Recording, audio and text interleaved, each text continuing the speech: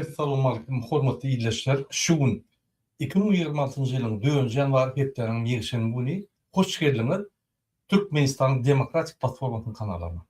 Hormatly izleyijiler, meni başarsyňyz men şu gün gijrak başladym efirimi sebäbi bir topar materiallar geldi. Ýagny şol men size bir topar videolar okujak, ondan daşary bir topar jaňlar gelýär Türkmenistan içinden. Bizim halkımızın ardıları var, şunu ayıtlarını deyip paylaş ediyorlar. Men şu gepleşimde yetiştiremek, ardıları ayıtmana, inlik gepleşimde yürüyütü, sizin torununuza cevap verecek ve Türkmenistan'ın gelen ardıları ayıtıp verecek. Şunun için neyme yankı komentarida torunuz olsa, yarın şu gepleşim videonun aşağısına benim inlik gepleşimde şu torunu cemlep size cevap verir. Hormatly izleyijiler, gelin biz başlaýyn öz efirimizde. Şu gün biz 7 kanala ýa-ni efir edýäs. TikTok kanalyna, şonuň üçin TikTok'taky bizim podpisçilerimize, abonelerimize köp salam. Türkmenistan'dan TikTok'u duru. Men Türkmenistan'dan vatandaşlarıma salam edýän. Şonuň üçin men hem YouTube'da hem TikTok'ta efir şu wagt tapbarýan. Efirler näçe köp ýaratjak bolýan, ýa-ni halkymyza köpräk ýetsin diýip. Şu efirden soň men TikTok berem, TikTok'ta da gepleşigim dowam eder. Şonuň üçin TikTok'ta Kurbanow Murat diýip ýazsaňyz, Kurbanow MK diýip kanal çykar. Ine şo ýerde meni tap bilerler we şo ýerge abone boluň we şo ýerde video paylaşyň, ýa-ni efir paylaşyň. Gelin hormatly izleyijiler, biz öz efirimize gaýdyp gelelim. Venezuela'nın prezidenti Maduro boyunca son kabarlar. Gelin şuna başlayalım. Men efir başlamakta Maduro boyunca, yani Venezuela'nın prezidenti Maduro boyunca size bir näçe maglumatlar berjek. Şu maglumatlar köp internetde tapylanok. Ine şonu da size bir belirtmek bolýanlar. Maduro'nun ýa-ni Nicolas Maduro avtobus sürücüsü. Ondan Venezuela'da prezident wezipetine çenli çarp ötüşe yetmeli 1990-njy ýyllarda Hugo Chavez diýip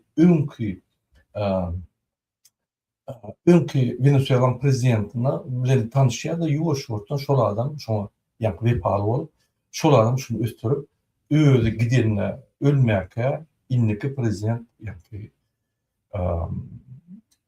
Nicolas Maduro diýip aýtyp gelýär. Şoň üçin şol Hugo Chavez'dan Maduro prezident geçer. Ýöne Maduro taýlary hakykatan unutýar.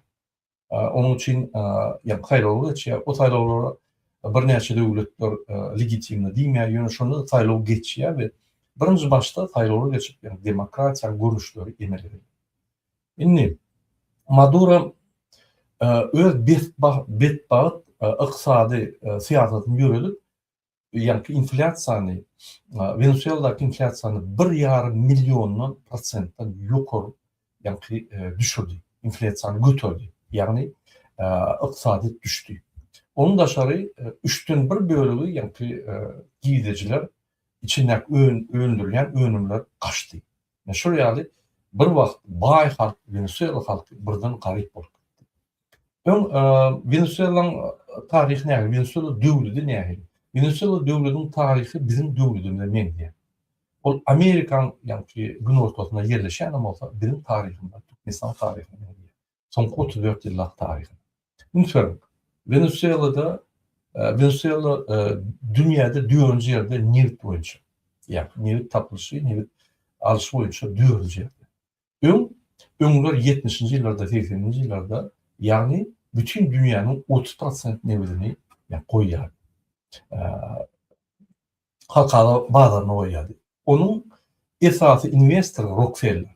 Rockefeller gelip ýa-ni şo ýerde nefti skvajinalary edip, nefti wyçkylary goýup, şo ýerde neft alyp, Amerikada ýürütip, ýa-ni perrabat zavodda goýup, şo ýere neft akydyp, neft agyr bolansoň şo ýerde perrabat edip, ony dünýä bazaryna çykarýar. Ondan Hugo Chavez günüň bir güni prezident bolup gelip, hemme neft ojaklary, hemme neft gazanýan alýan ýerleri nasionalizasiýa etdi. Ýagny milletleşdirdi. Ýagny halkyň tarabyna geçirdi. Amerikanlar kop goýardy. Investisiýasy bar, ýok, kop goýardy. Amerikanlar gidenine yani şondan başlar Venezuela sansa düştü. Embargo oldu Amerika tarafından ve Venezuela'nın iqtisadiyeti kısıtlı. O dünya varlığına yani haritalarını satı bilmedi ve şonun bilen Venezuela halkı açıklarla köp iqtisadi katastrofa girdi. Yani döwleti. Şo sebäplen bir topar adamlar immigrasiýa bolurlar. Ondan kaçanla giýdijiler peselse, ýöne diktaturan yani esas saklanyp yani fundamenti teýwa barklar bar bolsa, ona diktatura hökümanturatda bir uğur tapmalar. Olur Rossiya, Xitay ýaly ve şoňa mendeş yani diktator döwletleriniň aratnaşydy. Öz newdini yani satyp şeýdi gün bolup başlady. Rossiya şo ýerde ul investisiýa etdi soňky wagtlarda şoň skvajinalaryny alıp bütün dünya neft bağlarını kontrol etmek için. Ne ondan Xitay öz investisiýasyny goýup başlady. Amerika'da seyretti, eğer Rossiya bilen Xitay gelse, onu Amerikan yakın yerine yani gün ortasında ulu bir anklav döreğe şo ýerde demokrasiýa garşy döwletlerin vekilleri hujumçylyk edýär ve Amerika başçylyk edýär. Ondan daşary Venezuela'dan ulu möçürde tonlu möçürde Amerikan gün ortasına yani Birleşen Amerikan Birleşen Ştatlarına yani narkotik geçiyor. Onu bir näçe aydalyp ona garşy guruşlar barly Amerika tarapyndan ýöne hiç şeýli netije bolmady. Yüzlerce ton kokain geçip başladı. Yine hatta Trump şu absolutny reşimist diýen operasiýasyny yani Maduro'ny tutsak edip akıtmak operasiýasyny şol operasiýanyň netijesi in esas bölügi biz yani Amerika verilen 87% narkotikler duruzluk diýip belgäp geçdiler. Sebäbi esasy Amerikan maksat dine narkotik dine neftler başga maksatlara ma ýöne maksatlaryň bir netijesi ne şu ulu narkotik partiler giraýlar faklar. Venezuela'nın üstünlüğünü geçer. Hatta Türkmenistan Kirkin üstünlüğü Afganistan'da narkotikler Venezuela akıdıp Amerika bir ul bağlar narkotikler için. Ne şol narkotrafikte Türkmenistan yani gurban olayım yerinde gurban olayım yani içinde bağlar. Onu Amerika devleti filcere perde üstüne işleyen. Ne şuraya gıysa çaytlar Maduro boyunca ondan Maduro 1990 yılda Kuba'nın hukukluk tarafından verbovka edilýär bir versiýa var men bilem okşap çynmy ýalanmy şo tarapyndan bu Hugo Chávez'e yani içarlı edip şonu iýerler hem danlary Kuba berýär. Kuba yani hukukluk gulugyny berýär. Şo sebäpden Kubanyň bir topar adamlar Kubanyň vekilleri yani orijinal yani doğru yer Kuba'dan bolan adamlar Maduro'nun hükümetinde esasy bölük bolup işleýärler ve şol adamlar Maduro rejimini taklap ve Maduro'nu gorap taklap geldiler. Yeni bir zat belli keçetin edýär. Maduro rok aydym sağlaryň ustaçysy. Görýän bolsaňyz täwaktan edýär gurban bolýardy o ýerde bir ýerde. On bir sağ dörejilik bar. On öz dünya garaşynyň yani niden alýar John Lennon'dan, Robert Plant'tan ve Led Zeppelin diýen rock grupanyň dürüjülüginden täsirlerinden öz aýtyp geçýär. Yine men gysgaça Maduro boýunça köp internetde ya köp maglumat ýok. Şoň üçin şu ýaly belli bir zatlar aýtyp geçýän size gyzykly bolar diýip pikirlýär. Umuman Amerikan Birleşen Ştatları bir näçe gerek Madurony yani bir näçe gerek aýtdylar Maduro sen maşallah git. O zaman Maduro boýunça kim informasiýa berse $50 milyon Amerikan Birleşen Ştatları prezidenti nırk koydu. Yine şo sebäplen şuraya maglumat var bilemek için yalanmy. Maduro hükümetinin içinden adamlar Maduro boýunça maglumatları Amerika'nın hukukluk gulugyny berip, şonuň üçin şol absolutny reşimist diýen operasiýa, yani harby operasiýa iki ýarym tagda almak tutuldy. 2,5 saatte yine Amerikan Birleşik Milletler'in yani harbi urluğu ve Delta Spets atriyatları 2,5 saatte Maduro'nun Venezuela gelip Caracas'a gelip Maduro'nu tutsu edip yani şu bolyan yerini tapıp tutsu edip onu akıttılar. Gelinde bir neçe video okudum ve şu yerde elementlere detallar verdiler. Kendi adamlar ayya yine alaytada bizim adminimiz adamlar ayya burada bizim halkımız nime yani Venezuela'nın niye dediğini bilemem. Venezuela evde Venezuela'mız Demirel Amerika var, yani Güney Orta Amerika var. Şu Güney Orta Amerika'nın yok orarında yani Demirel Amerika daş değerli yerde yerleşiyor. Venezuela bir ulu devlet, şunun için ol bir Amerika yakın devlet, Amerikan daş devletine yerleşiyor. Yani ki Amerikan Güney Orta kontinentine yerleşiyor. Gelin bir neçe videolarımızı okuyun. Biz videoları etmekle ben yürütesiyle padbork ettim. Türkmenistan'ın maçları. Türkmenistan'ın maçlar biz ondan Maduro'ya geçirdiler. Ünfer'in formatı iyileşler. Yine şuraya alayım. Yani Türkmenistan'dan gelen bir video var. Şurada bu soruları geçiyor.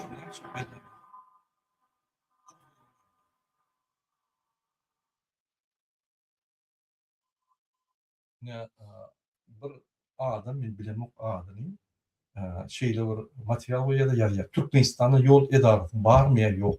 Velayet etraf oğlu Türkmenistan'a değişli değer mi deyip ayya. Ben dünkü efirinde aytdım. Türkmenistan'ın önkü prezidenti, milli lider, arkada hem yarlakların yani kahraman arkada deyilen bir keza Urvan Bermuhamedov Türkmenler Kakadan Bekir'den içeri kalan Türkmenim denilip yani şu Kakadan Bekir'den içeri adamın arkadağı Karın vilayetinin arkadağı denilip o vilayetleri yani o etrafları aşağıda koyuyorlar. Vilayette de arkadan şehrine koyuyorlar. Ne şunun için men şu öğüt tohumunun arkadağı deyip şunu adlandırıyorum. Eğer de siz başka ad veren olsanız yan komentariyada nece komentarya köp yazsanız şu video şunça galya ve bizim vatandaşlarımız köp görüyor şu videoları ve öğüt fikirlerini üyt görüyor. Yine inanın men köp Türkmenlerle uğraşanlar köp Türkmenler haberlerim yok öğütler gurçulukta veriyor. Onun fikri bizde bir devlet var. Bizde arkada var, milli lider var, prezident var. Hem medat yani devlet şekilleri bizde var, bizde devlet var. Ama o devlet bizimki değil. O devlet diktatör respublikası, Türkmenistan'ın ikinci respublikası, diktatör respublikası. Yine diktatörler yani avtoriter rejimi kulluk ediyor. Yani emkime polisler, hem muluklar, meclis, yani ombudsman, köçüdäki polisi hemmeler dine bir tohuma kulluk ediyor. Biz o yerde kulluk. Şu kulçuluktan çıkıp azatlığa çıkacak olsak, biz hükman suratda ömrümüzde bir gede harekete girmeliyiz. Men şoň üçin sizi her wagt harekete çağırýan. Hareket bolsa biz azatlyğa çıkar. Häzir şu Maduro'nun tutulmagy bilen Venezuela halkynyň nähili azatlygy öz içinden geçirip çydap kıyınçılık görüp şoň behwidini görüşini men size görkezýän. Yine ikinci kadra edelim, hormatly izleyijiler. Bu Türkmenistan'da mekteplerin ýagdaýy. Yo le pregunto cuál tú quieres, este o este, este o este. Échale saliva. Se fue. Ünferin yine mektepler kapılı. Elbette bu arkada şeherden, elbette bu yankı bölde Türkmenler yaşanok deyip Urval'ın aydışyar bu etraflarda mekteplerin ýagdaýy. Bir topor fan teknologiýasyny ulanýan şäher gurundan öz adyny goýulnan we bizim pullarymyzy oglap öz şäher gurundan ine bizim watanymyzyň etraflaryna mekteplere investisiýa edip şolar saklanyň prezident üçin gaty wajyp we esasy şoň işi bolmaly.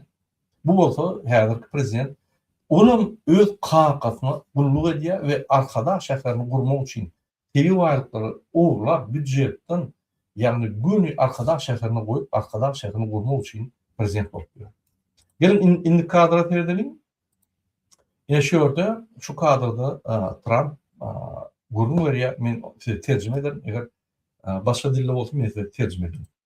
До пятницы, чтобы покинуть Венесуэлу вместе с семьей, и время истекло. Агентство Reuters со ссылкой на источники сообщает, что Трамп в телефонном разговоре требовал от президента Венесуэлы Николаса Мадуро покинуть страну в течение недели. Президент Yine ümürtü şu Maduro tutulmaka, spets operatsiya, absolutny rejimist başlamaka, yine Trump bir näçe mesaj berdi, film şanana gitdi. Ün söylenen bolsaňyz biz aýtdyk, Serdara Gurban berdi. Maşalaňyz ýygnap ýok bolup Türkmenistanda.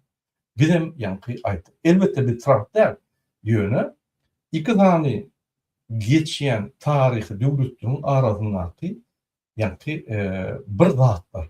Yani şonu biz aýdýar, şoň öňüni almak üçin geljekde ne şoň maşgalata katastrofa edip, ne bizim halkymyza ne gan döküp, şonu gan döküldük bolmady. Yani bizim Gurban berdi, we Serdar Berdimuhammedow güldürüş berdi.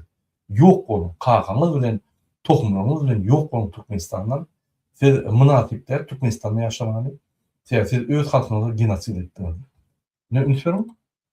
США предлагал Мадуро вместе с семьей вылететь в любую страну по своему выбору. Мадуро во время разговора выразил готовность уйти, но выдвинул ряд условий. Полная юридическая амнистия ему и его родственникам, снятие всех американских санкций. Кроме того, Yine Maduro şeyle diye, bolya men gitjek diye, Trump aýdýar, islenip döwlüňize gider diye.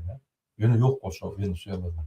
Bulam aýdýar, bolya men gitjek, men sizin ýanky maslahatyňyzy aljak, gitjek ýöne, men doganma, men garyndaşlarma, maňa hemme ýanky sanksiýalar zatlar aýryň we jinaýat çekmän gaýdyp we Venezueladan hemme sanksiýalar aýryň diýip şert goýýar. он настаивал, чтобы до новых выборов страной управляло переходное правительство во главе с вице-президентом Делси Родригес. Трамп, по сведениям Reuters, отклонил большинство. Ve yine bir şerti men gidemde ýanky döwleti meniň vice-prezidentim Delsi Rodriguez dolundurmaly diýip aýdýar. Большинство требований. Срок, отведенный Вашингтоном на отъезд Мадуро, истек в пятницу 28 ноября. Уже на следующий день Трамп объявил в своей соцсети True Social, что воздушное пространство над Венесуэлой полностью закрыто, и так его... Noýabrda ýanky Trump yine bizim beren ýanky pikirlerimiz, bizim beren şertlerimiz tamamlandy. Inni men Venezuela'nın hem asmanyny ýapýan, şuradan tansiýalaryny gitmediler, newde gitmediler, hiç ýere embargan men kontrol edip diýip aýdýar we siz gitmedinizmi? Onu başga ýoldan bir gidersiz diýip Amerikan prezidentine ofitsial aýdýar. Должны рассматривать все авиакомпании, пилоты, наркоторговцы и работорговцы. Сам Мадуро публично заявляет о безусловной верности венесуэльскому народу и обвиняет США в попытке смены режима ради контроля над нефтяными ресурсами страны. Buraya özün yanlışlarını Maduro diye, menle problema yok. Şomaniyinler ya da yine Amerika bizim neftlerimizi kontrol edecek olya ve bizim döwletimiz basıp alacak olya. Yani şu ideýany öňe sürüp halka alýar. Hakykatdan hem bolsa egerde şöyle demokratiya ya da adam hakları bozulman döwlet ösýän bolsa onun embargoda bolmaly. Gaýtyp Amerika var, gülýal baý döwlet var. Bir şoňa ýanky neft produktlaryň baýa oturup baýa öz problema ýokdy. Ýöne ýagny bir awtobus sürýän adam, ykdysadyatda düşünmeýän adam, ykdysadyatda katastrofa getirip 1,5 milyon prosentdan ýokary inflasiýany galdyryp, 3den 1 bölegini umumy döwletiň aýlanyş pullaryny ýanky peselip öz döwletini kryza sokup ondan saklabilmän ýagny adamlary öz opozisiýa güýçlerini ýok edip adamlary müňlerçe adamlary öldürüp ýagny şeýle rejim saklaýar. Endi Türkmenistanyň şerti. Türkmenistanyň içinde bir tane opozisiýon hereket ýok, bir tane opozisiýon partiýa ýok, bir tane opozisioner ýok.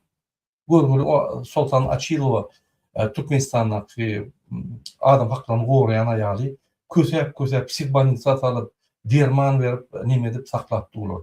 Türkmenistanyň türmesine aktivistler eger möşweri ýanky möşwer Torontoda wagt otursa da olar çykarma içine saklapdy. Ine şu awtoritar rejimiň we diktatoryň alamatlary. ol din hem yerde. Rossiyada da, Venezuela'da da, Türkmenistan'da da. Men şoň üçin ýa Venezuela'nın tarihi, Türkmenistan tarihine mendeş, Venezuela'nın tarihi ütkap başladı. Trump'ın koşulmağı bilen Türkmenistan'ın häzir bir netije barar. Трамп дал Мадуро время до пятницы, чтобы покинуть Венесуэлу вместе с семьей. Yine ikinci video edelim. Dérouler la capture du président. Şu yerde yankı Maduro tutulup Amerikan yine şu men yanlışmasam aviabaza derler yani harbi baza okeanda yerleşen bir gayrın bazası. Şöyle eltilip yine Maduro şöyle samolyota bindiriliyor. Du Venezuela, Maduro par les États-Unis. Alors cette opération, très largement considérée comme illégale au regard du droit international. Ben size şu operasyon boyunca görünlerin Türkmen diline şu bulup geçen dağıtları size görünlerin siz olsa şu video verin. Amerikan Birleşmiş Ştatlarının Venezuela'daki absolut resolve yani absolutny reşim diyen harp operasyası bir kanun ve halkara hukukunu güdüp bozulmalıdır. Bunu hemme devletler belirlek geçiyor. Şu operasiya yankı 22 saat 45 minutta başlanıyor. Washington vakti bilen. Trump'ın buyruğu boyunca şol başladı şol operasiya ve Amerika Birleşmiş Ştatlarının dürlü harbi bazalarından yüzlü uç yankı seyircilerine uğrak şol samolyotlar gatnaştı. Trump tutuş operasyonu Florida'daki bağışlan men terden görüp şunu.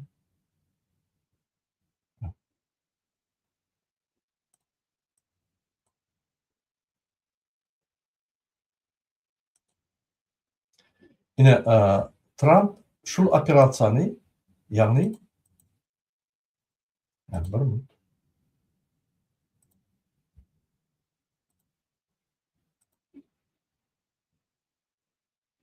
Gördüler mi?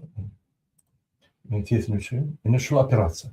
Trump şu operasyonu Florida'daki öyünün yani Fin'de değil. Saat 1:00'da Tuğrevine yani 20:45'te başlar 1:00 Tuğrevine Venezuela'nın payitahtı Caracas'a 7 partlama sesi eşitirildi Caracas'ta. Hova mendili, port ve harbi bağlar bombalandı. Caracas'ın hova korunuş uygulamalarının hücum edildi ve dik uçurlar piyasgerçilikte Caracas şehrine uçtu.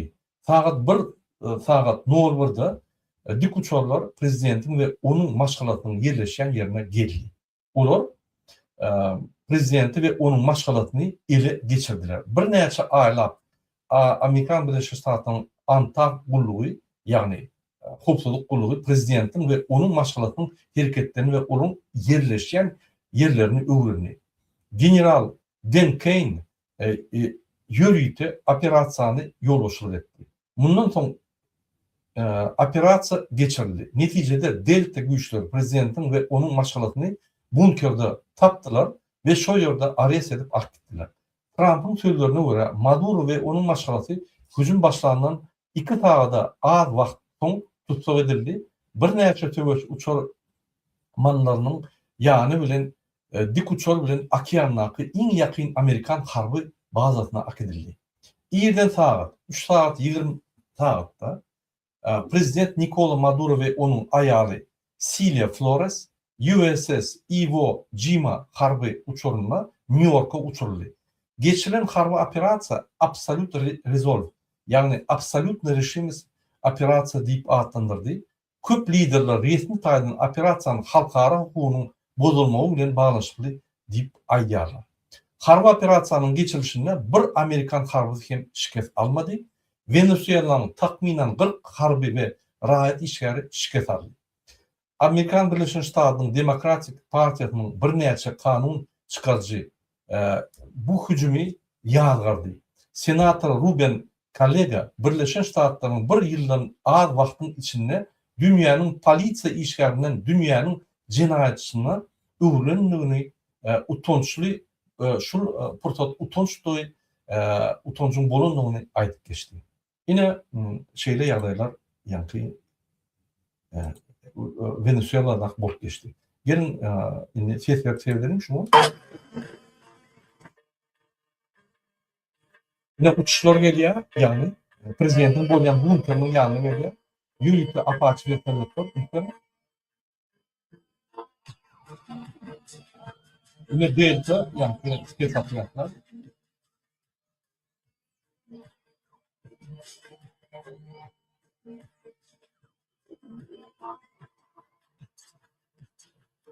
Yine 7 yedek patlama oluyor yani portlar, aeroportlar ve harbi yürüyüşler Venezuela'nınki yani şu yerde bombalandırılıyor.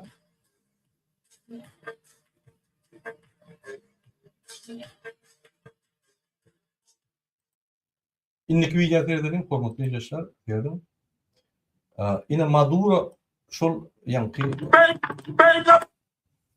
Trump entek şu mühletlerine sen derro yani Venezuela'nı terk edip maşalarını alıp sen nilgitimli prezident yani eden köp günahlarını vaat diyenler ne Maduro neye cevap veriyor? Lütfen.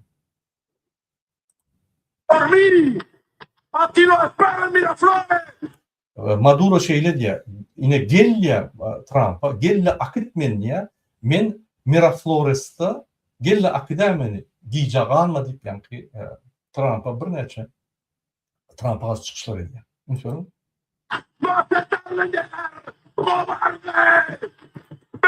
Gelmeyin alkıt korku adam sen. Gelmeyin alkıdı bilsen. Yani biz özümüzü koruyabiliyoruz. Yani şu maneli yani çıkışlar ediyor. Lütfen.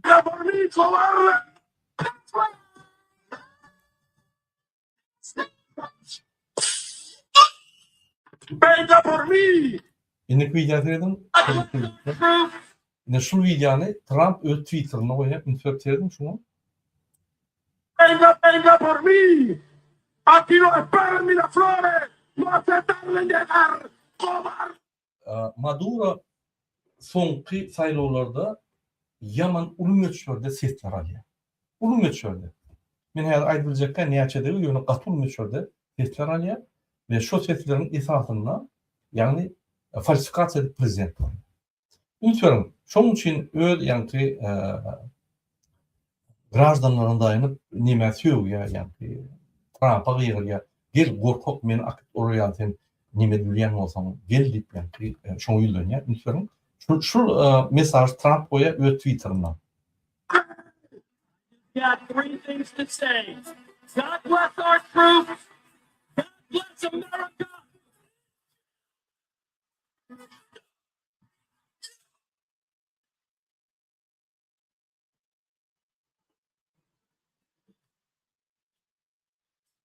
Yine Maduro kuşu yani bombalı harbi uçları Venezuela harbi uçları bombalı ve Maduro tutuyor. Venga por mí. İndiki videonun Türklerinin yine şu orada men aydışım yadı. Maduro'nu tutup birinci bilen yani Amerikan AV bazası yani Akiyan'daki yürütü harbi bağlatma istiyorlar. O yerde bir ulu gayet şu yerde samarotlar var.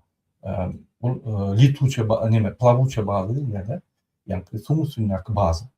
Ne şol yardımda olsa bir neçe şol kreisler bu neyim şu adımlar mı? Ulu AV kreisler gelip Venezuela'nın kattığında duruyorlar. Ne şunun için Maduro'nu şuradan desant gelip ve Amerikan Güneydoğu yani bazılardan desant gelip 120 saniye vertolyot samolyot uçuş çeşitleri gelip 2 yarım saat kalman Maduro'nu tutup edip alt gidiyorlar da şu bağda koyuyorlar. Yine şu bağdan yani su AV bazanın içinden kurt geçen de attım. Lütfen. Birinci planla yine Sile Flores yani Maduro'nun ayağı neyemçik buna marketler ya bulum siyahatçı. Şunun edinlikleri var yani günahları var. Şunun için ikna marketler.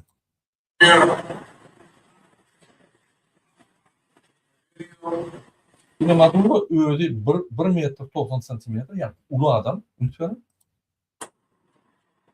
Lütfen kuşuna tap çıkalıyor. Yani formalı. Üstüne yöne eşik giydirirler tanımadı yani. Şu tabı çıkarsa öyle yatan yerinden turmak diyorlar.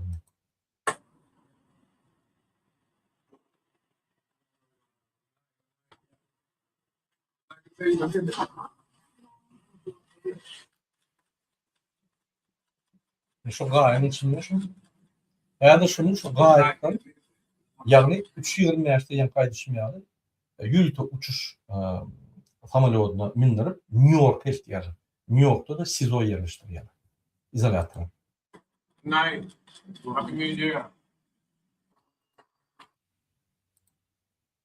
Yine Trump'ın çıkışından dinleyelim. Şu mesele boyunca çıkış etti.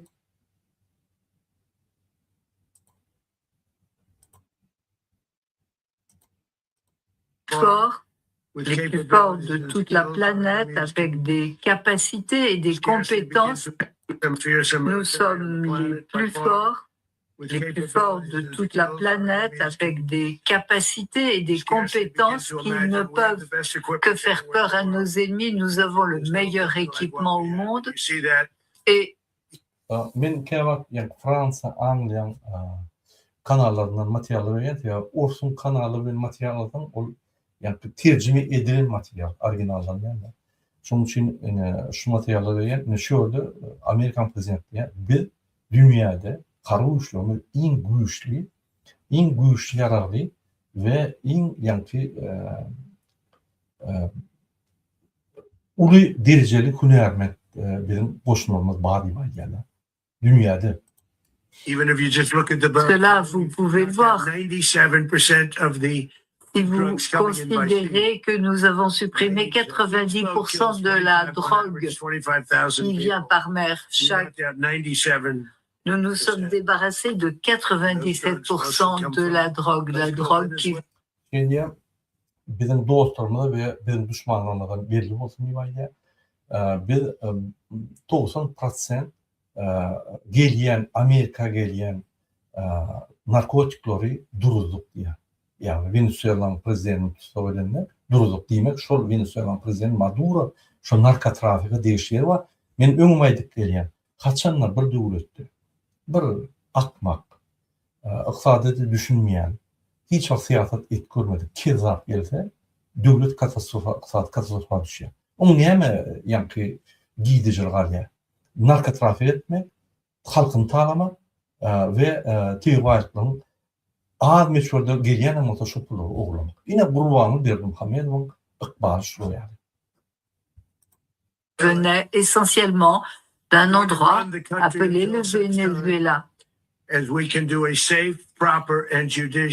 Tant que nous pourrons assurer, et c'est ce que nous allons essayer de faire, une transition pacifique, nous allons essayer de quelqu'un puisse être mis en place. Il y a une situation que nous connaissons depuis des années, bien nous allons gérer le pays. Tant qu'il n'y aura pas de transition, tant que nous ne pourrons pas assurer une transition sûre et judicieuse, et je parle de Nime diye, yine narkotikler durduk, inni bizim borcumuz diye transisyon olanına bir yağdaydan başka yağdaya geçiş yolu yani. Şu geçiş yolu doğru bolur yani banditler ya da narkodiller devlet basmaz yani biz onu saklar yani seyreder şu geçişi ondan geçiş normalde olsa biz çekilir yani şu transisyon hükümet uğratta biz onu kontrol etmeli bizim pasifik olma bizim komşu devletlerimizi biz ünsüp seyretmeli var yani. Transition judicieuse, car c'est de cela qu'il s'agit. Il faut liberté, paix et justice pour ce grand peuple vénézuélien. Il faut paix, liberté et grande justice. Parahatçılık, adaletlik ve adaletlik şol yani Venezuela halkına hükmen vermeli. O yüzden yuridik tarafından şunu berkitmeli var. Yine Türkmenistan'la edir şu zatlar yeten ok. Adaletlik, parahatlik ve yuridik tarafından şu zatlar berkitme. Şu men ne yapacağım şu Venezuela'nın tarihine bu söyleyeyim ya köp adamın bizim halkımızın düşünceleri açık ütüyor ve başka devletlerinde ö devletlerin dinleştirinde ondan sen şunun yankı dengerleri geldi. Şu sebepten sen analiz etmeyen ö devletini. Anladın bir topar adam ö'nün gurçulukluğunu halen düşünemem. Şunun için men endiki videolarımda görkölüm şu halk adaletli çıkanlar can teni bilen Yani şu adaletleri kabul edip ağlap, erken olsa ağlap, şu adaletlerin şuryalı bereketini, hümmedini yani alandığını görközülüyor. Bizim tek adaletlerimize bir gün görüşüp göremiz, bir saat görüşüp göremiz. Biz adaletlerin bağdığını bilemiz. Biz adaletleri alıp bolyandan yani katı inanamız. Katı yönü koydu almak. Kaçanla şuraya diktatör olup şuraya öz halkına karşı genosid etti. Bizden ağzı birleşip ortaya çıktık bu tor değil. İnanın kaçıyorum yetişmeye kurbanım Berdimuhamedov feyadır. Oğuzhan köşk nimetine yani divarına aşağıda bunkerin içine girilen şöyle yatıyorlar ataloğun. Bunları yönü köşkününe çıktı biz sıptırmayat yani. Bir neyse çıkarlar var biz bir yer. Sıptırmayat şunu. Hem çıkarlara bağlayan elektronika hem adını uçuruyor, öğüleri çıkıyorlar. Çet bir tutup alıyor, bir de Amerika'da yok. Yönü Amerika derru bizi kovarlar. Eğer de demokratik çalışmalar, transisyon değil mi? Şu yerdaydan şu yerdaya, yani diktatör yerdaydan demokratik yerdaya geçenler, onu da apozisiya olsa, onu demokratik apozisiya, demokratik yani transisyon çalışmalar oluyor. Onu giderler. Eğer içinde bir grup ya bir topar ya bir vice-premier basıp alsa yine önkıyan oluyor. Hiç kim olmalı gayet izolasyona düşüp Putin'in eline düşüyor. Yine Putin'in grubu oluyor. Şunun için ben keyfine aydamak demokratik birleşen opozisiya. Biz hükman çalışmalarda bolaymalı. Neyem ki? Hükman ne bir yankı vlasti utmak. Yöne biz şunu iyilerlap, şunu demokratiya prosesleri edip bütün dünyanın demokrasiya güçleri bilen bağlanıştırıp Türkmenistan'ın yolunu çalıştırıp tuğd etmeli şunu. Tuğd etmeli. İnvestisiya yok, sansa oylar, hiç kimseyle katlaşmadı. Nemen katlaşın kalar. Özbekistan, Tacikistan, Kazakistan, Erdoğan, Putin. O yerde Putin karol ya da Erdoğan. Sen şunu boyunlanmalı. Ya Xitay boldu. Sen şunu yani kuruptan çıkıp bilmeyen. Şu kuruptan çıkmak için yok mansuratda demokratik opozisiya olmalı. Demokratik çalışmalar olmalı. Transisyon. Yani şu yerdaydan şu demokratik yerdaya geçiş, gürküt, suud etmeli.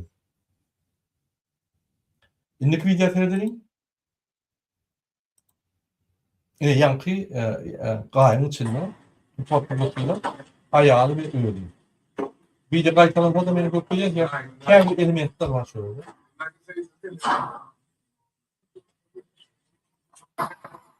Bunu unutuyorum. Yani New York'a geldi. Bugün siz olsun istiyorum. Unutuyorum. Taapı çıkardı. Yankı öydek çıkan eşiklerin. Bunu gidilip üstüne yankı neme giydirdiler, yürüyüp eşik onu ayırdılar. Şimdi başka eşikti.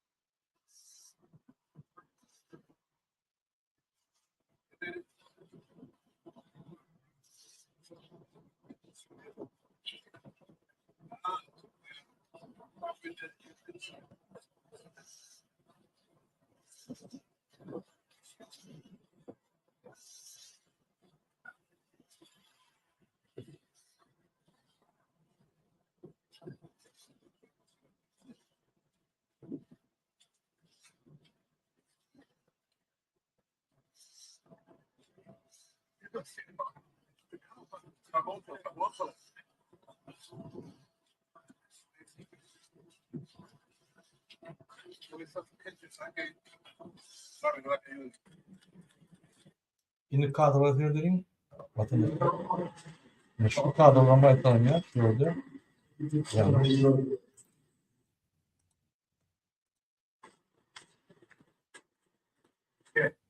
Bakalım kadrolar. Estados Unidos se le ve en el centro de la pantalla vestido, las manos esposadas, gritan, ahí lo llevan, Maduro está ya en Estados Unidos. Es un momento de emoción para todos estos.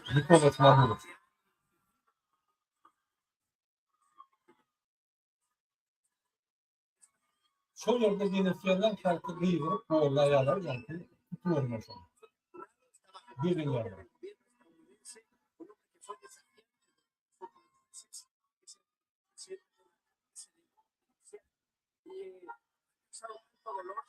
Se le ve en el centro de la pantalla, vestido de gris, avanzar despacio, rodeado por decenas, avanzar muy, muy lento. Ha sido un día largo y difícil para él. Lo llevan, y quienes están detrás de mí gritan, ahí lo llevan, Maduro está ya en Estados Unidos. Es un momento de emoción para todos estos venezolanos que han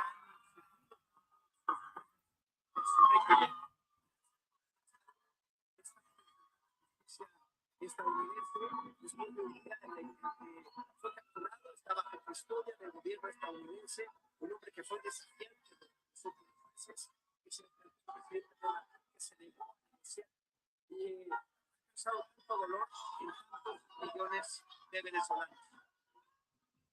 Definitivamente, Julio, aquí tenemos un poco de luz en las imágenes que estamos viendo. Parece que Nicolás Maduro ya ingresó a lo Men bir neçe kadrı yan görmedim häzir. Yani görmedim. Bu kadrlar görüntüler. Yani Donald Aquí no Trump esperen Miraflores.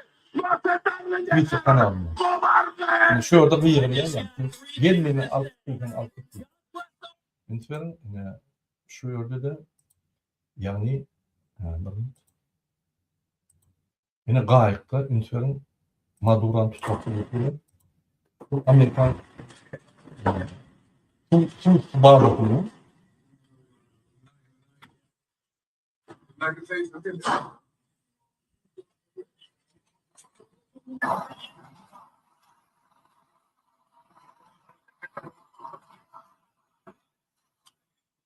Bunu şu diyelim, görüyorum tapışkalı, Spatin formalı, öğünün yatan yerinden bunu tutup diyelim. Yani New York'a geldi. Lütfen, yani gayet AB bazasından bu New York'a samolyotuna geçirdi, uçuyormuştu. Nasıl olsun yani?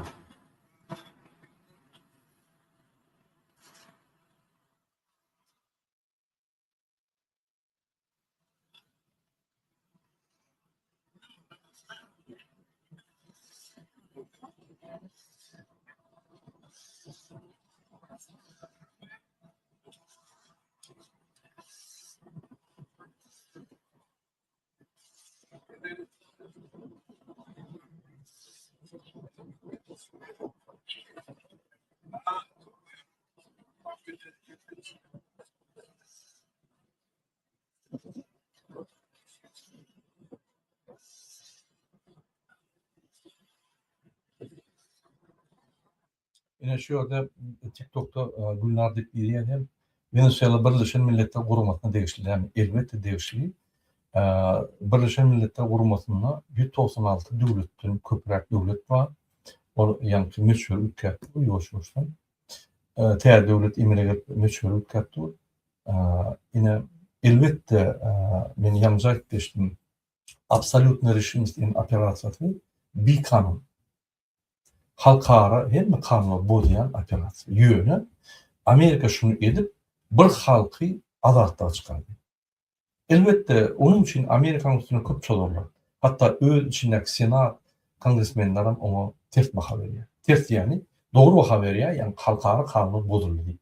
Avrupa'da belirli devletlerim şey diye.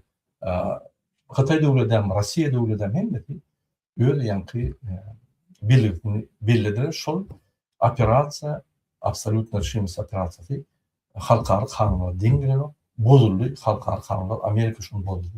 Yani Amerika bir günde şeyle bozan yok. Onun bir tarihi var. Bir neçe vaqtlar şol narkotiklar satılacak bolup, bir topar problemini çözecek bolup, şu devletini guruluşacak bolup, onun embargo verip, yani bir topar tarihi var. Bir günde bolan vaqtlar. Men Amerika'nı qo'llamoq şu soruda yöne, men Venezuela halkı qo'llayapman. Hozir ko'rasiz ona.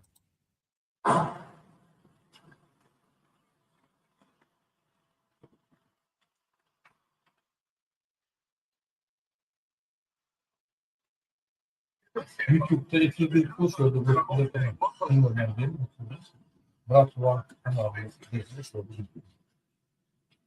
şöyle Ama inneki videoları yine şu yerde de şolurda şol Amerikan ağırlığı var. Tumut ne kadar da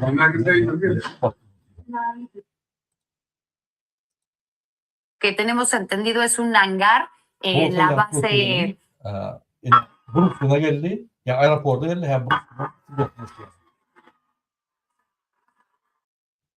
Şimdi şu materyalım gökecek bu ne ya? Bir topar adamlar Venezuela'nın niye yerleşen öyle nok. Şu tüyer. Et son épouse Cilia Flores, après avoir lancé une Yine Amerikan Birleşmiş Devletleri yine şu yerde Venezuela'da yerleşiyor.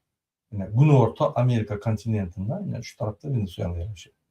Yine şu devletin şansı vardı. Amerika ile katnaşıkları olup bunu yani önümlerini nevdini nime satıp Amerika ve onun imisi salıp bayak etmek bu şans vardı. Hükman Amerikan yani bulvol ya kolonyası olmadan yok. Dastonda işlep boyadı. Ama bu siyasetçiler, bu iktisadçılar gerek. Bu yani devlet meşhuruna fikir eden adamlar gerek. Dine ö bekvidinlerle devlet meşhurda geleceği, devletin geleceğini, halkın geleceğini fikir eden güç siyasetçiler gerek. Yani şu adamlar devleti bu krizden çıkar üst tuttular. Une attaque massive contre le Venezuela, baptisée Opération Southern Spear, impliquant 150 aéronefs avancés. Amerika 150 tane uçuşları ulanıp Venezuela'ya atak ettiler. L'attaque a débuté à 2 heures du matin, détruisant des sites radars et brouillant toutes les communications militaires à Caracas.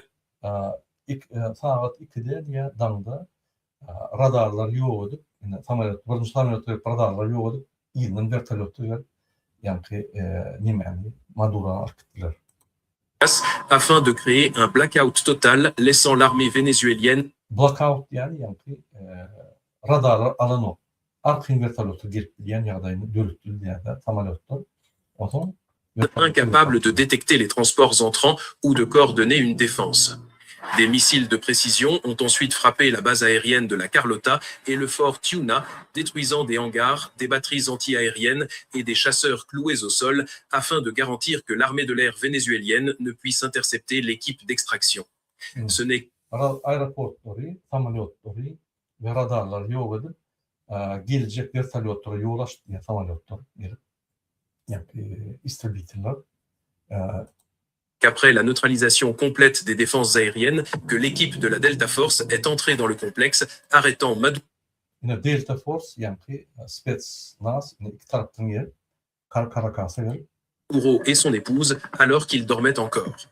L'ensemble de l'opération a été achevé en seulement 30 minutes. Alors que le 30 minutta yani Spetsnaz'a gelip şunu akıttı diye Maduro'ya. En tek yatan yerine üstüne baranlar yatıp bunkerda gidip yatıp havaram yoktu. Yani Amerikan çoğunluğu. Le Mexique et la Turquie ont condamné cette attaque, les yeux du monde entier sont désormais tournés vers le Venezuela dans l'attente de ce qui se produira ensuite. Hem devletler seyrediyor, şundan sonra Venezuela'nın ne mi bolacağını yani ünför seyrediyor. Ne bir edelim?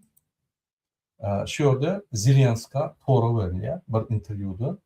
Yine siz şunu Venezuela'nın bol geçen tarihlerine neye baha veriyor bir Toro veriliyor. Ünförüm. Как тут реагировать? Ну, что я могу сказать? Если можно, так, с диктаторами, то Соединенные Штаты Америки знают, что им делать дальше. Yine şunu soru veriyor. Siz neyle yani krediyanlar ötkünlaydın Venezuela'da bol geçen dağıtlara. Oğlum neyme diye, ben neyme diyeyim ya. Eğer de diktatörlerin şuraya et boyan olsa, onu Trump indeki diktatörle neyme etmelerini bizim kovuluyor değildi de. Ben yani manisini veriyorum, ben doğru tercüme edelim o. Ya vakti yok, ben din manisini veriyorum. Tercüme manisini. Ne video edelim vatandaşlar? Yine Starlink yani Elon Musk şu devlete kömek edecek ol, bir aylık internet muhbiriyor. Bütün devlete, Venezuela devletine halkı kollamak için şu operasyonu kollar yankı veriyor. Nezip olsa bizim yani öz diktatörümü tutup demokrasiya yoluna yani transisyon şu ýagdaýdan, diktator, awtoritar ýagdaýdan bir gruppa ýa banditler ýa-da terroristler ýa-da bir topor, täze hökümet topor däller, demokratiýa topor alyp, şu demokratiýa ýoly geçende bizde köp kömekler bolar. Ine Elon Musk ýaly 1 aýlyk, 2 aýlyk internetde muhty berer, beýlik döwletler pul kömegini berer başlanjak. Şu ýaly biz şu transition, yani çalışmanı suud etmeli. Şu demokratiya çalışma bolýanyndy suud etmesek bizim geleceğimiz garanty. Onunla çalışma mümkün, bundan beter olur, öňküsinden beter olur. Şoň üçin adalatlyga çıkanlar, biz adalatlyga çıkmaly. Biz bu ýagdaýdan, bu diktator, awtoritar rejimde, täze bir awtoritar rejime geçmeliler. Yani şoň üçin her wagt aýdýan, demokratik ýolda gitmeli. Türkmenistan 35 ýylda diktator ýolda, awtoritar ýolda gidibildi bolun stop. Indiki maglumat ümitlerin ne Maduro'nun suratları şekillere başladı. Tak belirli başladı. Ümitlerin.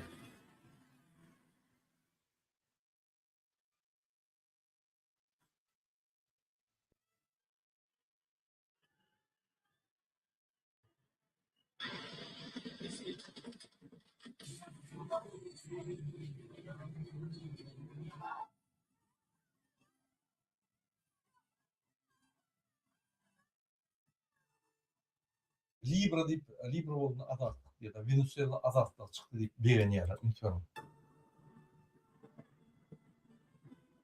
Libra etkileri çıkıyorlar. Ne şu olur? Köçerçilik organizowany edip adam yok. Bizim haçanla utanmadı, köşküne baranmadı. Men ine nimeler ýüzlenýän. Aydymçylar, şahirler, inteligensiýa barıp halky gollan, aydym aýtyp berin. Daşda ýaşamaýanlar, bizmenler naharlaryny eltip berin şu köşküň öňüne gelip şoýda giýje güni durjak adamlar kömek etmeli, biz gollamaly. Ya şolar bizim adalatlarymyzy hem berer, hem tasdiklar, hem demokratik ýolda Türkmenistan gitjerini saklaşlar. Şoň üçin şu öňe çıkanları bizim kahramanlarymyzy biz hükman gollamaly.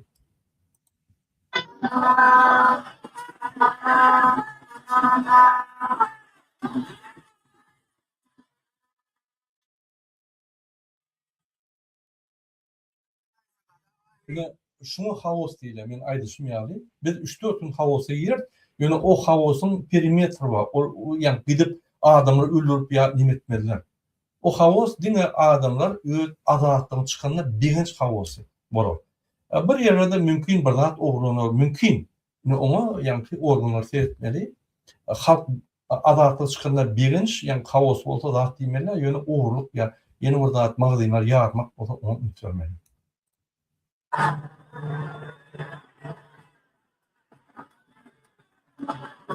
Nikvi ýa-da Ine Çiğdem halkı yani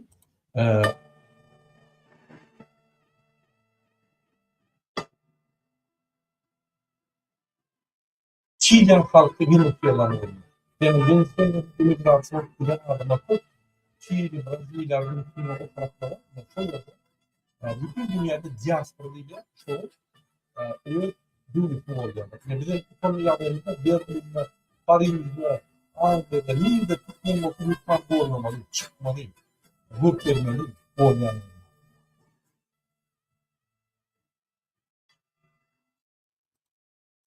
Yani bunu Avrupa'da uyuşturuyor.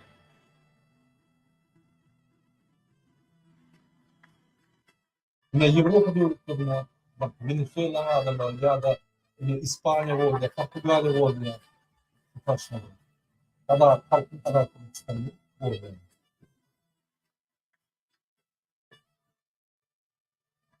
TikTok'ların influencer'ını söyledi.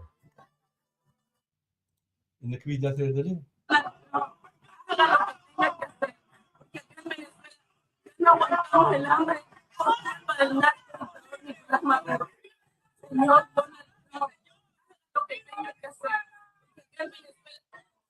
Señor Donald Trump denilen señor deyip Katolik'te yani İsa Peygamber'e yürüyenler. Señor deyip ya da Allah'a yürüyenler. Yani şuraya señor Trump sağ ol deyip yürüyenler. Onun bir adamlar ağlaşıyor. Ben yine burada da identiteler. Türkmen halkı uçuktu. Kevgiler yine bir yenilmede öýünden çykmanam ay bolýar, täze hökümet gelip otururlar. Şolun madatly şol. Şolun çykyp hökman bildirmeli, öz şadyan adatlygy alınly, ýani şartlanmaly. Sebäbi egerde adatlyk ýöne gelse, ulam onu ýani duýmasa onu, hiç wagt onun pidaranyny bilmeýär. Şoň üçin dogun arnaşygynda, öýdäklerinde, ýarlarynda, dostlarynda aýdym adatlyk şeýle bir möhüm zat, şeýle bir wajyp zat türkmenler üçin. Ömrüne adatlyk görmekdir. Haçan görseň Soltan üçin, Baý üçin, Rossiýanyň halky üçin, beýik watançylyk üçin, ýene plan üçin, bir üçin görüşüp janyny beren halk. Hiç wagt öz üçin görüşmedik halk. Şoň üçin biz görüşmeli özümüz üçin öňe çykan ýanky asozunlar pikir edip, dogry düşünüp, bulşukdan çykjak bolup, şonu düşünüp öňe çykan adamlar gollap, öýde oturmalylar, ýani çykmalylar, şol gollap, şol gujoklap, ogşap, şol sag bolsun diýmeli, ol risk aldy, ol gahman boldy. Ol sen adatdan boldy. Öýde oturup ay şeýlemi, şeýle bolaýapdyr diýip, ýani garry ene bolsaňam, garrat bolsaňam oturmalylar, çykmaly, badan görkezmeli. Sen etmedimmi? Şol adamlar etdi. Hökman bolmaly. Sen adatdan. Sen adatdan aldy. Adamlar bir topa risk alıp öňe çykyp sen adatdan aldy. Minimum reaksiýa var. Bu şu ýaly.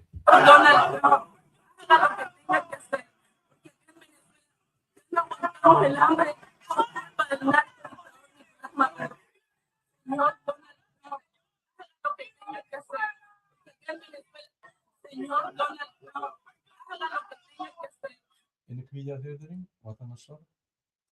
Yine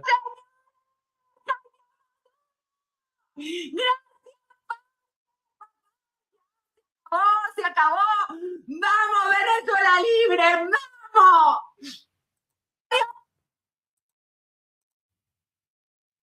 yine bir topa dövlet.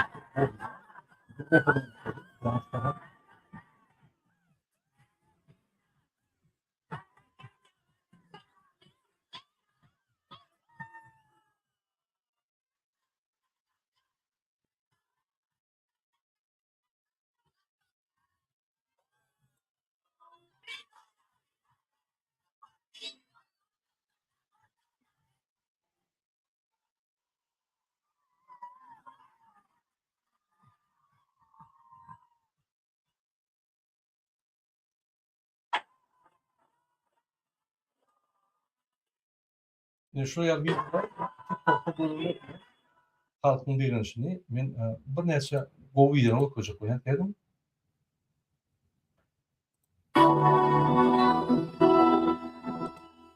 Şurada ýaly Trump ne peut être pas le meilleur président du monde, mais contrairement à toi, il va donner de l'espoir au monde. Trump dünyada en gowy prezidentler ýöne sana ve senin halkına bir nadejda berdi, umut berdi yani.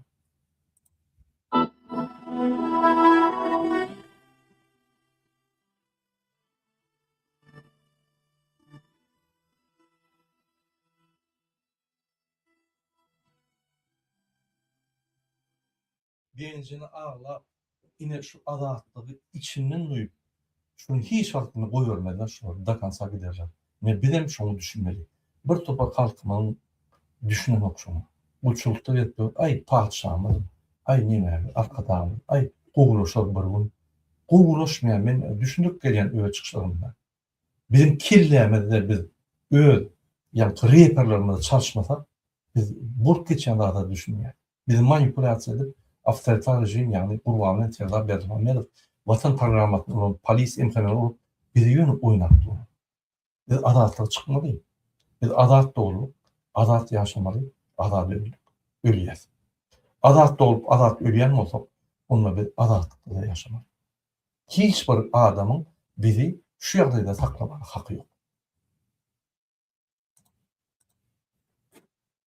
Yine söyledim mi?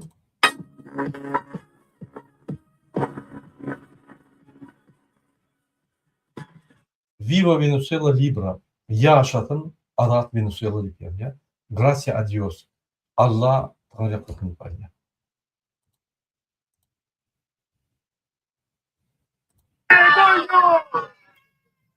Yine bir maşgala ünitörüm yürü. İşten yerinden. Buyur yani. İşten yerinden. Avrupa halkı yani Venezuela.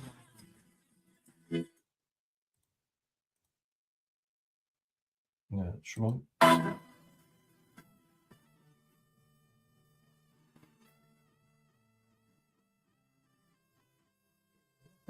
şun patsalını öder Türkmenistan'ın kıyarı patsalını öder.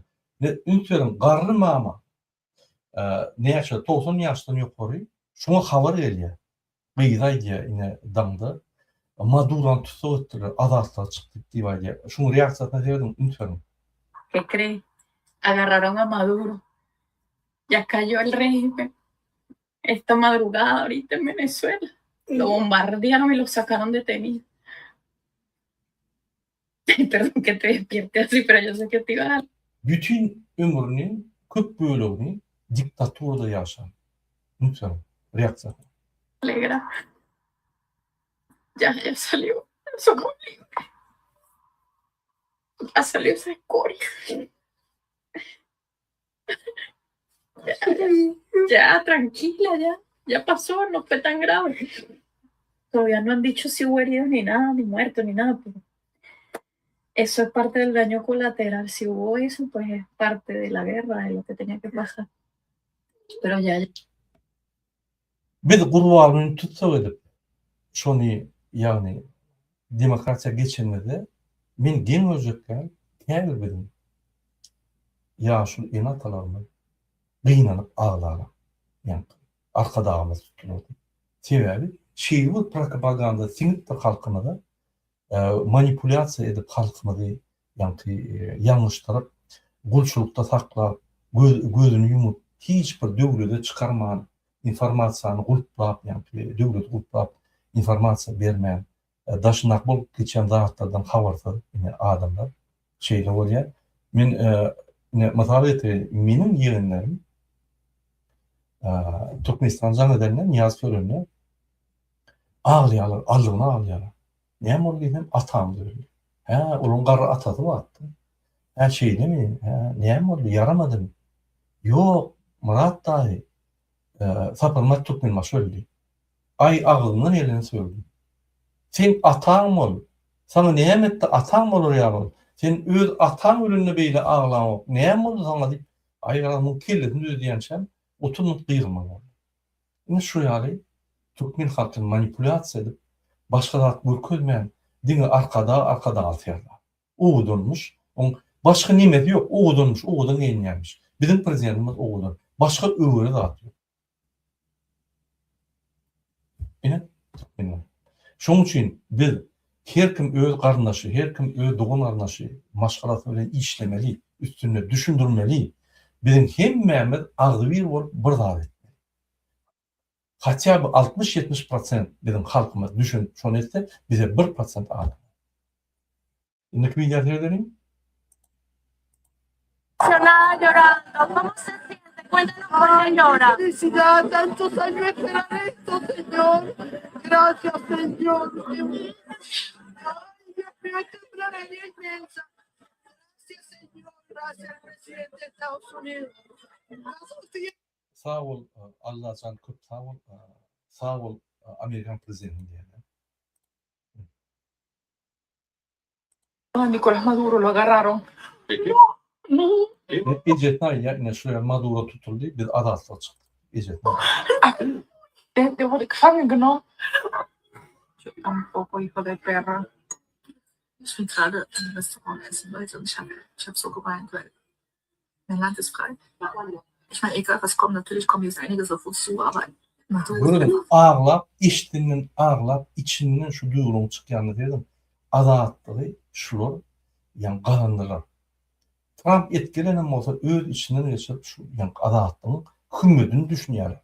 Yine bizim orta çıkanlarda, koşkumuna varanlarda bütün halk düşünmüyor şunu. Şu adamlar, senin adaletin için şu adamlar sen geleceğin için risk alpmagy çykdylar. Ve şolu gollamaly. Ne şunu söyledim. Yürüyte, köçede öldürülen adamın atlarını ya da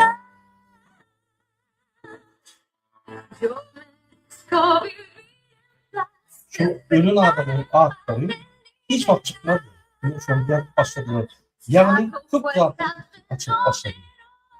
Böyle söyledim.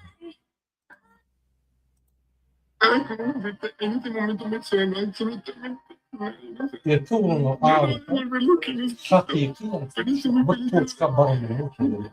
Küdün sözünü.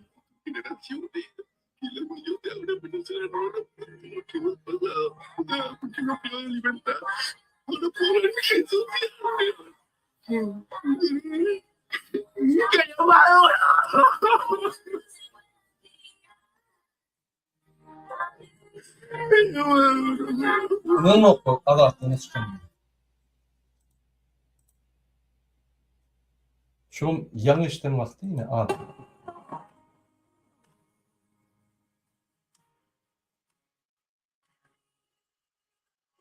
Ve giyce olanda yerkiden maçlarına geldi. Telefondan görüyorum. Yine işine diyorum. Hakiki diyorum. İnan.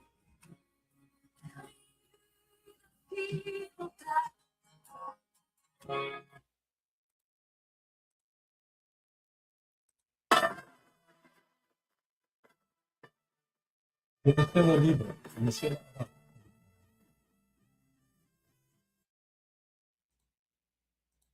Yine maşgalalı oğlan yankı. İşte ağlak başlıyor. Bunu diler. Adam. Ya günlük adam. Öğeden çıkıyor adam. Geleceğini derhal emire geldi. Ne şu video bol serdin jurnalist. Efirat parya. Yani rejimin jurnalist. Efirat parya iştenden ağlap başlıyor. Şu neçeli şu rejimi yok gelen adam intern. İştenden ağlap başlıyor. Yani bunun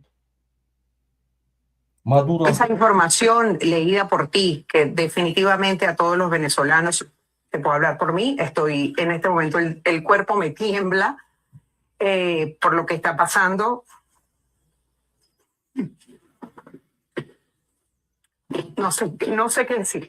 No sé qué decir. Está bien. Quería que lo dijeras primero.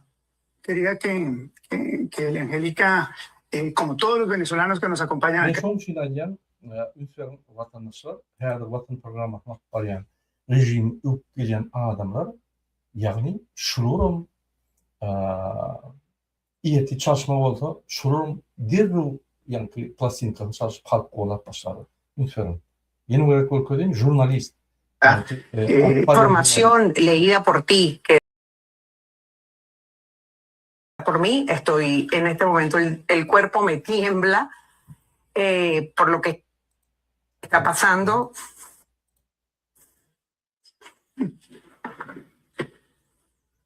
No sé qué decir.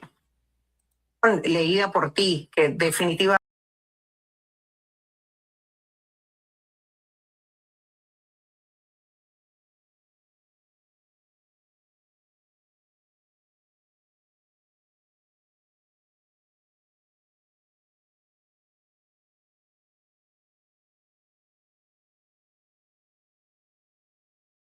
Los venezolanos que nos acompañan acá tuvieran esa reacción. Muy bien. Y esa información. Endeki videoda edelim vatandaşlar yani.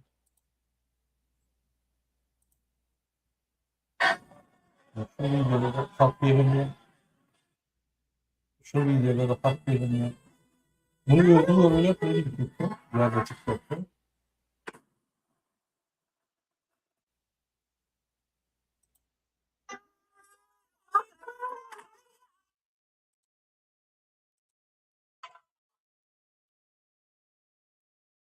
Yine maşgalı içtik. Televizyonda görüp bilinçli verildi maşgalı.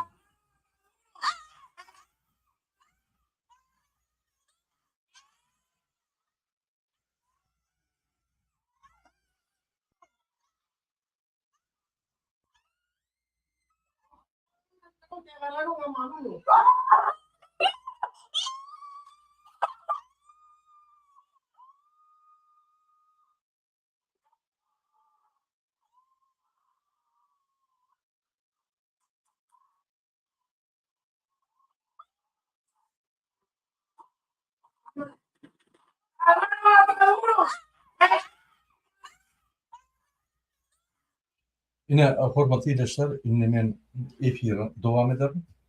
Yine unutuyorum, ben şu merjen Bırladova diye bilemem. Yine şu gulların, yani nemen arkadağın aktivistleri, unutuyorum.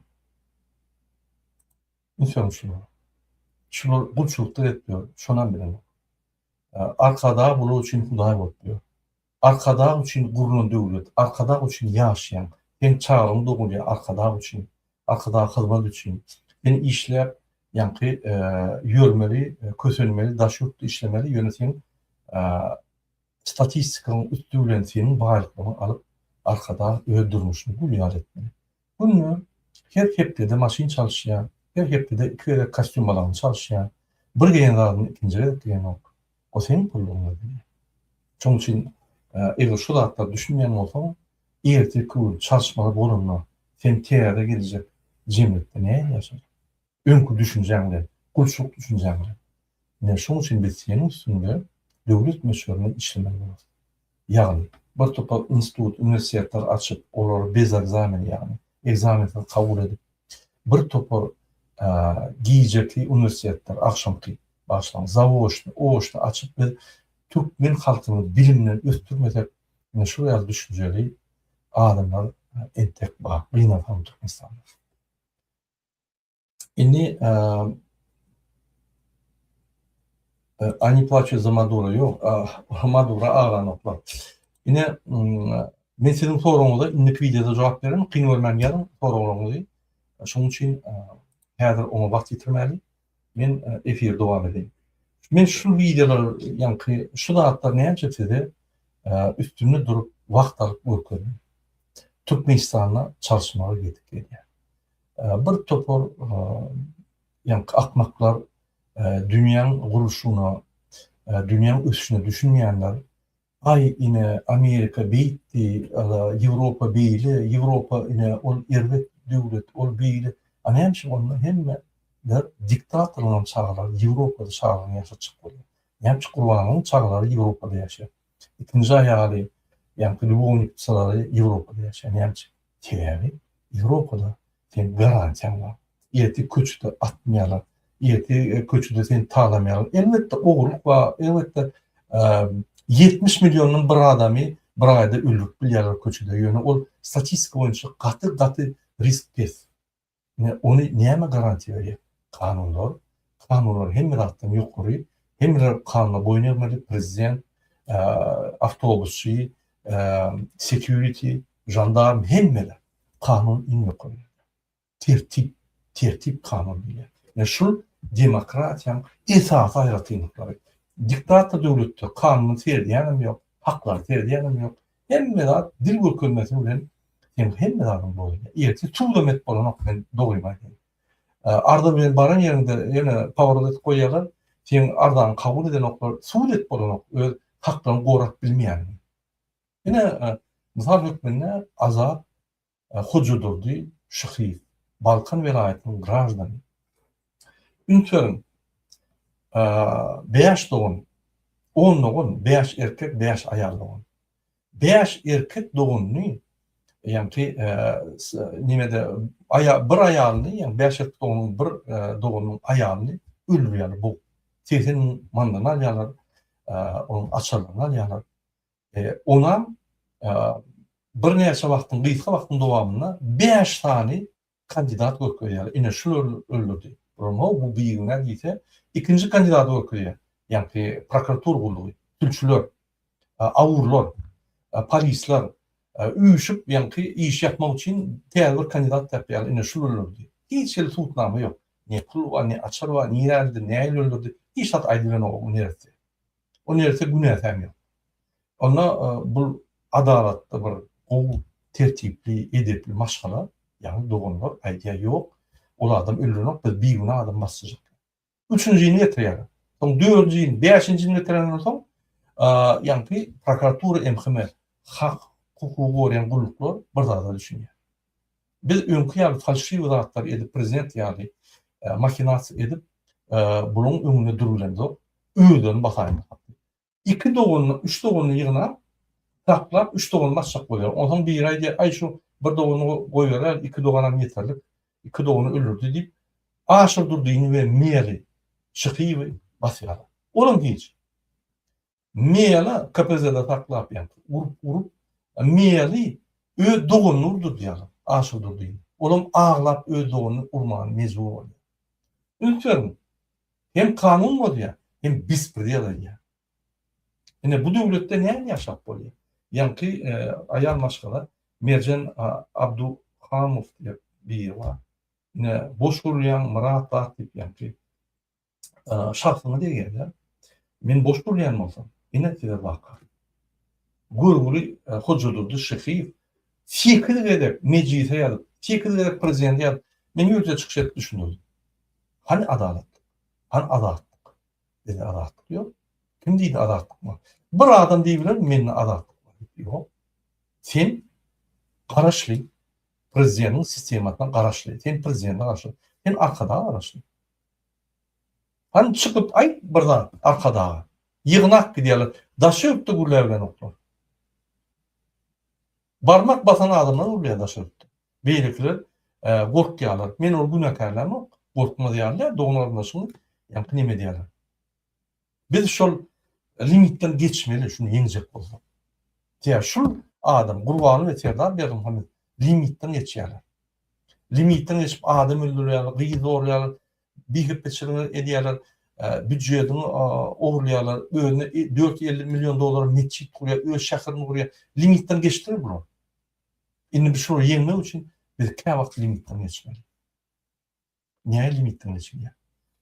Halk bol uyuşup şunun diktatör konstitusiyadan seyretmeyen konstitusiyanın 3. maddatını alıp ve bütün dünya adam haklarını koruyan jarnama esaslanıp adam ve gраждан ve siyasi haklar koruyan 70-nji ýylda kabul edilen deklarasiýa esaslanıp halkara kanunlara esaslanıp iç kanunlar halkara kanunlara diňdirilip.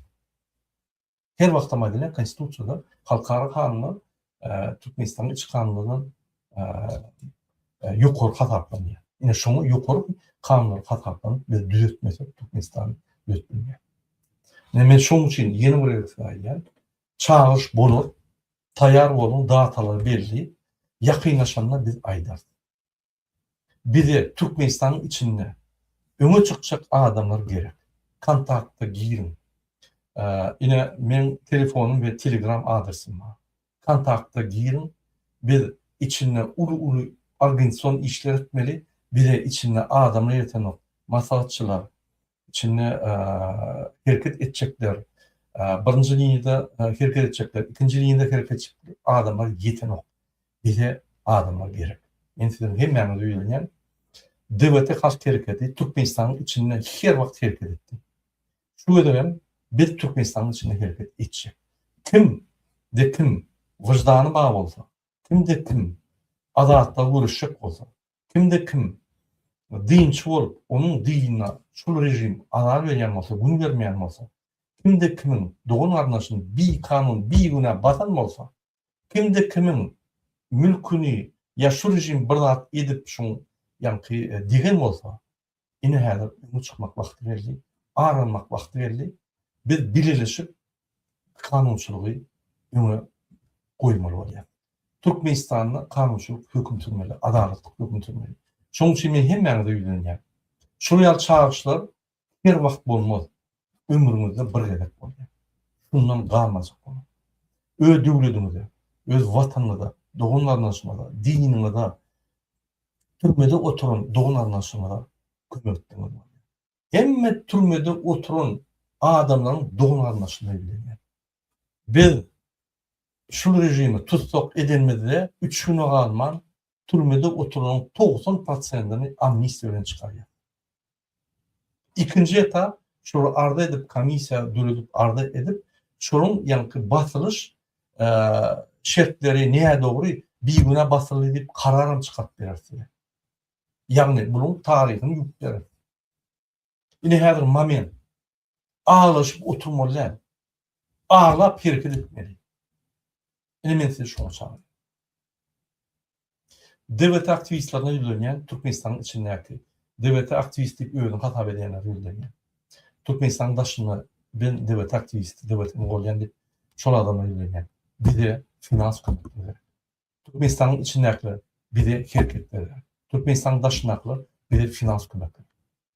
En tek şu fondun raşotları açılmadı. Açılmadı. Açılan sonra biz koyuyoruz. Monopol olarak vatanına da öz gireceğine de pul koymalı. $1, $5, onu neyse Google'dan çıkartalım. Yani yemiş çatlaştıracak olsam finans kömürü. Finans kömürü bilmeyenler komentar yazın, videonu paylaşın. Öyle anlaşılan işlem, yani dosyalarınızın işlem, yankı Venezuela halkı adı düşündürün. Biz bulçulukta yapıyoruz. Köp adamlar, Türkmenistan 40% adamları düşünen o. Arkada alferdar, arkada deyip kıyırıklıyor. Düşünen o. Hükümet zaложникta, halk zaложникta, daşına gidenler zaложникta, hemen zaложникta. Ben onun başlatmayı diyeyim. Kurbanlar Putin'in zaложникta. Hemen halk olup zaложникta. Çıkmalı şundan. Hormatly izleyiciler, men efirimi tutayan, yani bizim yığınağımız var, devletin Kerkelerin yığınağı var. Şoň üçin men efirimi tutma bolýan. Indik gepleşikler şeýle hoş sag bolun. Videonu paylaşın ve öz aranızda pikir alın. Indi korkmak yok, bir finalda. Tizden bir kalmadı. Şoň üçin men korkyan ondan gaýtyp yallaklara hüjüm edim. Gaýtyp MHM gulluklaryndan talap edim. Sen maňa hyzmat etmeli. Sen näme o maňa batış edýär? Sen hökümete hyzmat etmeli, hökümete halka. Diýmek sen gönlüň maňa hyzmat etmeli. Näme kellem agdy? Han kanunlar, han sen borçlaryň. Öwrüň şonuň borçlaryny ýüzüne ýermäň şoň borçlaryny. Düşündüler. MHM polis gullukları, külçüler, prokuratura, sudlar düşündün biz zat diýmesek, bular mafya, Balkan mafyasy var. Ýa-ni hukuk gorumak, hukuk bozyan mafya var. Hukuk gorumak gurumlardan var. Bular birleşip jaýat alýar. Inanyň Balkanda birleşip bir ýerine jaýat alýarlar. Mafyanın ýa-ni işgallerinde. Egerde bizim halkymyz daşyny işläp jaý gurjak bolup pul ýerip jaý gurýan bolsa, onda bu mafya halka talap üýüşüp gelin şu gerekni şuna jaýat alyp şuna jaýat alyp berýärler. O niye var ya? Şu zatlar insan. Indi gepleşikleri hoş sag bolun. Vatandaşlar Venezuela'nın halkının ykbaly bizim halkymyň ykbaly önden.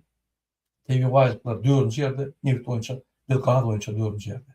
Şondan mysal almaly we şu mysallar birin girjemleri kesitmeli. Hoş sag bolun. Ýene bir täzeň